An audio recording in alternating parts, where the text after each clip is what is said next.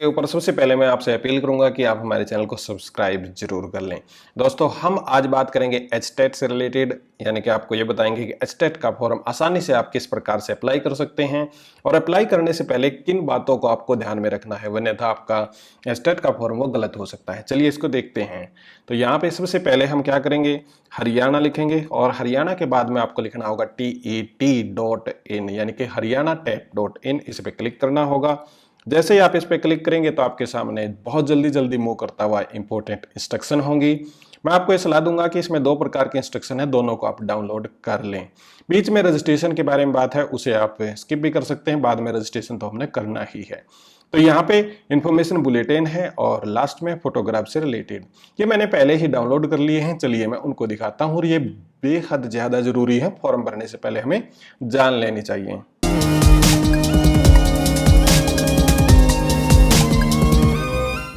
दोस्तों, यहाँ हम आ गए इंफॉर्मेशन बुलेटिन पे, जो बेहद ज्यादा जरूरी है। तो सबसे पहले आपको क्या जानना होगा कि साइट इसकी क्या है। यदि आप इसको देखना चाहें तो यहाँ पे आप देख सकते हैं। उसके बाद में है फीस से रिलेटेड, ये भी बहुत ज्यादा इंपॉर्टेंट है। जनरल के लिए फीस, और हरियाणा से बाहर के जो कैंडिडेट वो भी जनरल में काउंट होंगे, उनके लिए एक पेपर की फीस 1000 रुपए, 2 के 1800 और 3 की 2400, और ये रिजर्वेशन के अंदर आती है 500, 900 और 1200।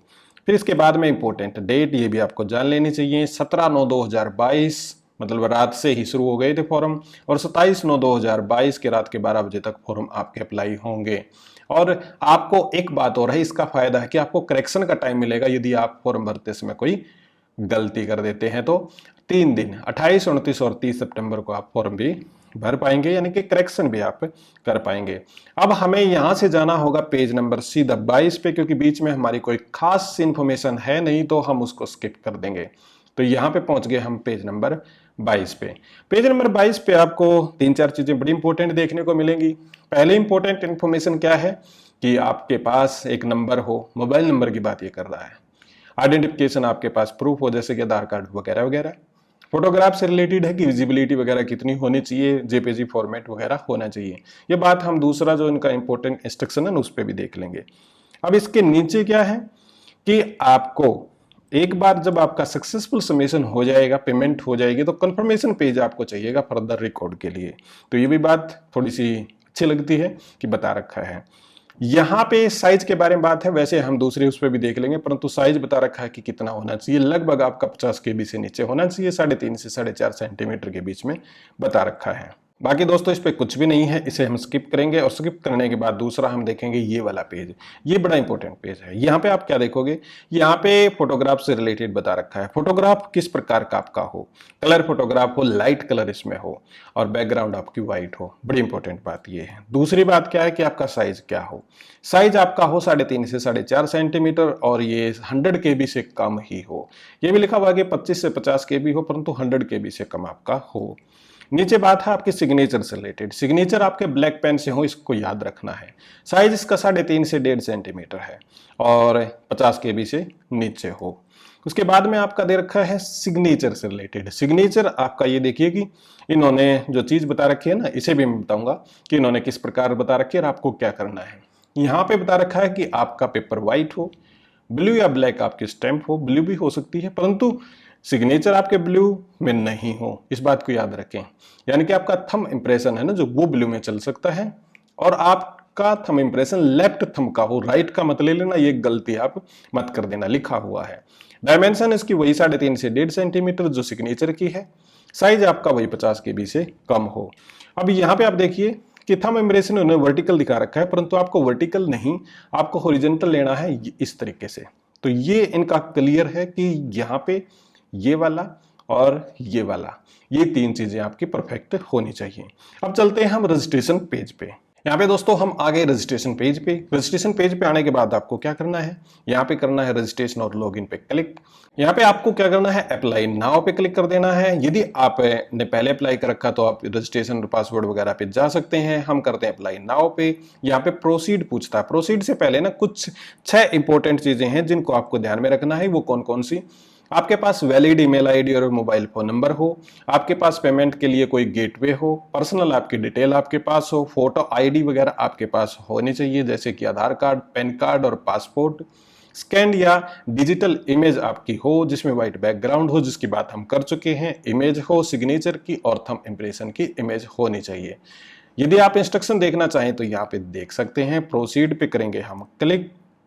प्रोसीड पे जैसे ही क्लिक करेंगे तो आपके सामने कुछ ये गाइडलाइन बताएगा। इसे लास्ट में कहेगा कि आप इसे मतलब एक क्लिक कर दें कि मैंने सारे इंस्ट्रक्शन पढ़ ली हैं, और प्रोसीड फॉर रजिस्ट्रेशन आएगा। ये इसके थोड़ा सा नीचे चला गया तो मैं इसे क्लिक कर देता हूं, तो आपके सामने इस प्रकार की विंडो खुल के सामने आ जाएगी। और यहां पे आपको अप्लाई करना सबसे पहले लेवल पे आप क्लिक करेंगे तो आपसे पूछेगा कि किन पे करना चाहते हैं। आप तीनों पे करना चाहें तीनों पे कर सकते हैं ऐसे, तो मैं इस पे तीनों पे नहीं करूंगा। मुझे जो आपको दिखाना है मैं सिर्फ लेवल PRT यानी कि 1 लेवल पे ही करके आपको दिखाऊंगा।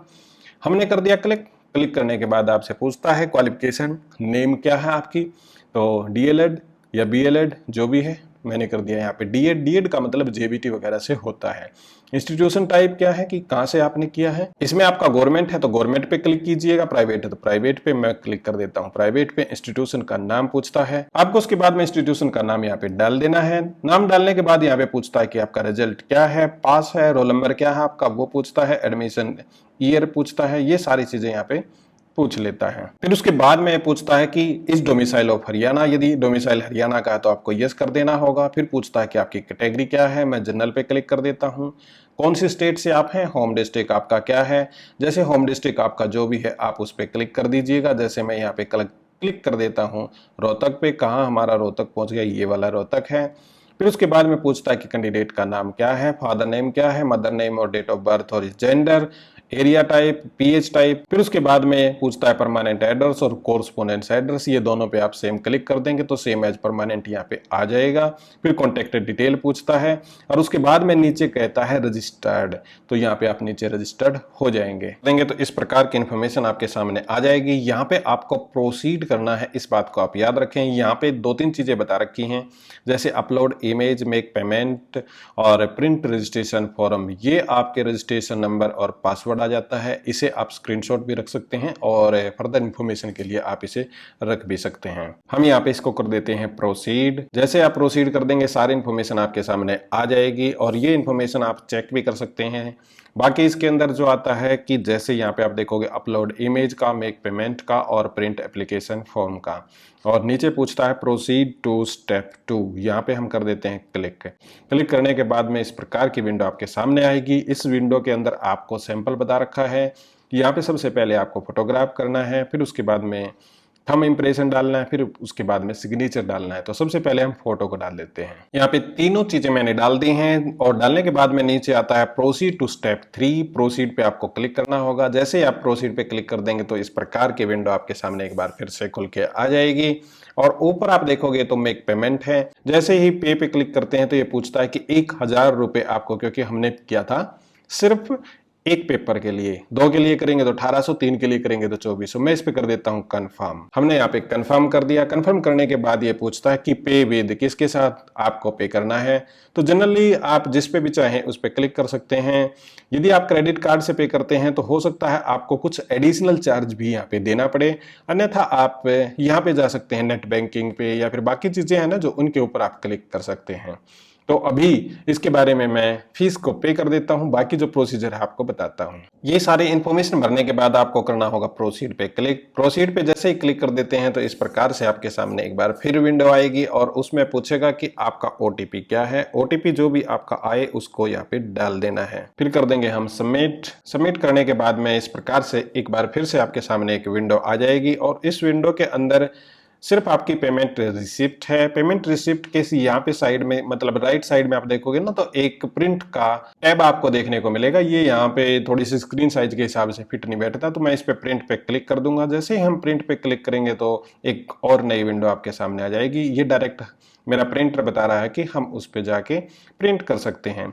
मैं यहाँ पे क्या करूंगा कि ये PDF है जो सेव एज ए PDF कर देता हूं। तो PDF की इस प्रकार से इंफॉर्मेशन हमारे सामने आ गई। तो मैं यहाँ पे बाकी जो चीजें हैं ना हम अपने सिस्टम में रख लेते हैं और बाद में जब मुझे प्रिंट आउट की जरूरत पड़ेगी तो मैं इसका प्रिंट आउट ले लूंगा। सेव होने के बाद क्या है कि हमारे पास इसका एक बैकअप हो गया। फिर उसके बाद में पूछता है प्रोसीड टू स्टेप 4, या नीचे जब आप जाओगे तो इस प्रकार से आपको नीचे मिलेगा proceed to step 4। Proceed to step 4 के अंदर क्या होता है कि ये पूरा जो आपका डॉक्यूमेंट है इसका आप प्रिंट आउट ले सकते हैं। तो ये सारी इन्फॉर्मेशन हमने देख ली है और हमारे जो यहाँ पे राइट साइड के अंदर है वो प्रिंट का टैब है, मैं इस पे प्रिंट पे क्लिक करूंगा। सेव करने के बाद में सारे के सारे इन्फॉर्मेशन आपकी हो गई है रजिस्टर्ड। अब उसके बाद में आपको कुछ नहीं करना है। लॉग आउट के लिए आपको जाना होगा अपने राइट साइड के कॉर्नर में, वहां पे एक सेटिंग सी इस प्रकार से गिरारी सी बनी होगी, उसपे आपको क्लिक करना है। क्लिक करते ही आपके सामने आ जाएगा लॉग आउट का ऑप्शन, तो हम कर देंगे यहां से लॉग आउट। लॉग आउट करते ही फिर आप इस प्रकार से अपने सामने एक विंडो आ जाएगी और इस विंडो पे जहां से हमने शुरू किया था वहां पे, उसके बाद में जब आपका रिजल्ट आएगा तो यहाँ से आप रिजल्ट देख सकते हैं। एडमिन लॉगिन हमारा है नहीं, एडमिन लॉगिन होता है बोर्ड मेंबर्स के लिए। तो ये हमारे लिए इंफॉर्मेशन थी जो हमने जुटा ली। उसके बाद में कोई आपकी क्वेरी है, कोई आपका डाउट है तो यहाँ पे आप जा सकते हैं, यानी कि ईमेल इनको कर सकते हैं। फोन नंबर भी दे रखे हैं, फोन नंबर पे आप फोन कर सकते हैं, पर मैं आपको सलाह दूंगा कि फोन मत करना। फोन करोगे आपका कोई फोन उठाता ही नहीं है। और यहाँ पे लास्ट डेट एस्टेट के बारे में बता रखी है। तो ये सारे इन्फॉर्मेशन मैंने बताने की कोशिश की, फिर भी कोई इन्फॉर्मेशन आपको नहीं पता या फिर कहीं उलझ गए हैं या फिर आपको कोई प्रॉब्लम आ रही है तो आप मुझे जनरली बताइएगा, मैं कमेंट सेक्शन के माध्यम से आपको जवाब जरूर दूंगा। आप हमारे टेलीग्राम चैनल को भी फॉलो कर सकते हैं, क्वेस्ट इंडिया के नाम से आपको मिलेगा। बहुत बहुत धन्यवाद, अगले वीडियो में फिर मिलते हैं।